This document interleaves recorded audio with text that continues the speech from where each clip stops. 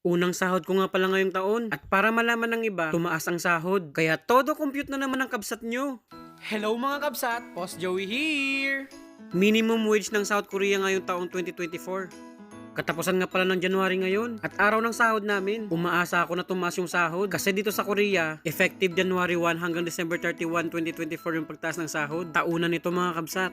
Bago magsimula ang trabaho ng tanghali ay nagkaabutan na ng payslip. Laking gulat ko nga at napakataas ng sahod. Pero nung dumako na ako sa overtime ay kinulang mga kabsat. Kulang kami ng 8 oras. Kaya naman agad namin kinuha yung kalendaryo. Dito kasi namin madalas nililista yung mga overtime namin. At kinulang nga sila ng 8 oras. Kaya bago pa man namin simulan yung trabaho ay nagsabi na kagad kami kay amo. Nasa 120k din kasi yun. Dito sa kumpanyang pinagtatrabahuan ko ay hindi ko naman sinasabing sobrang bigat ng mga gawain namin. Meron din naman mga gaan tulad na lang nitong ginagawa ko. Maghapon ko tong ginawa at overtime pa kami ng 1 oras. Nag-i-scroll lamang yung ginagawa ko. Gayon pa man, overtime is overtime. Kailangan nilang i-check at bayaran. Dito nga pala sa Korea ay paswertehan ng kumpanya mapapasukan. May mga kumpanyang walang overtime at may mga kumpanyang puro overtime naman. Sa sahod ka ng mataas, ang kaso ay pagod na pagod naman yung katawan mo. Hindi talaga pare-parehas dito. Kaya hindi natin lalahatin. Kung minamalas pa kasi ay merong mga among abusado. Gugulangan ka sa sahod kapag hindi ka marunong magreklamo. Nandyan pa yung isang buwang naglilipara ng mga mura. At lagi kang mamadaliin sa trabaho. Pero para sa akin walang masama doon. Nakaugalian na ng mga Koreano ang pali-pali. At sa tingin ko maganda naman yun para sa kumpanya nila. At kung meron mang maririnig na masasakit na salita, syempre sa ating mga Pilipino sasabihin lang natin na ipasok sa kabilang tenga, ilabas sa kabila. Sabi nga nila, worth it yung mga sakripisyo ng mga APS worker dito sa South Korea. Para sa akin, oo. Pagod man pero may malaking sahod. At syempre magpapatuloy tayo sa trabahong aayon sa sahod na natatanggap natin.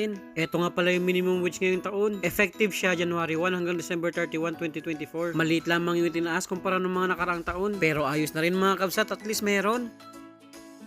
Aaminin ko mga kabsat, hindi kami naka-monthly basis. Naka-hourly rate kami. At mas mataas yung sa akin kung ikukumpara. Hindi ko po ginawa ang video na ito para magmalaki o magmayabang. Sadyang marami akong viewers ng mga APS aspirant. Mga nagbabalak makapunta at makapagtrabaho rito sa South Korea. Para magkaroon sila ng idea at mamotivate. Ganahan ba sa pag-aaral ng Korean language? Kasi dito hindi naman sila mahigpit sa requirements. Pero ang main qualification dito ay must be an APS topic passer. Korean language yun mga kabsat. Uulitin ko ha. Dito sa Korea, kami mga Pilipino hindi pare-parehas yung mga sinasahod. Yung iba kasi wala namang overtime. Swerte lang kami sa aming company. Kasi sa weekdays meron kami laging overtime. Tapos hindi kami nawawalan ng Sabado. At paminsan-minsan meron kaming linggo. Pagod, oo. Pero kung kukumustahin yung kalagayan namin, ay ayos naman. 3.1 nga pala yung undeductible payment ko. Pero nasa 500,000 won mahigit yung aking kaltas. Taxes, health insurance, national pension. At merong bayad yung aming tinutuluyan. Kaya ang total ay 2.590 won. Kung idadagdag yung 8 oras na 120,000 won, suma total 2.7 thousand won. Pagalingan sa pag-ipon mga kabsat. Heart heart!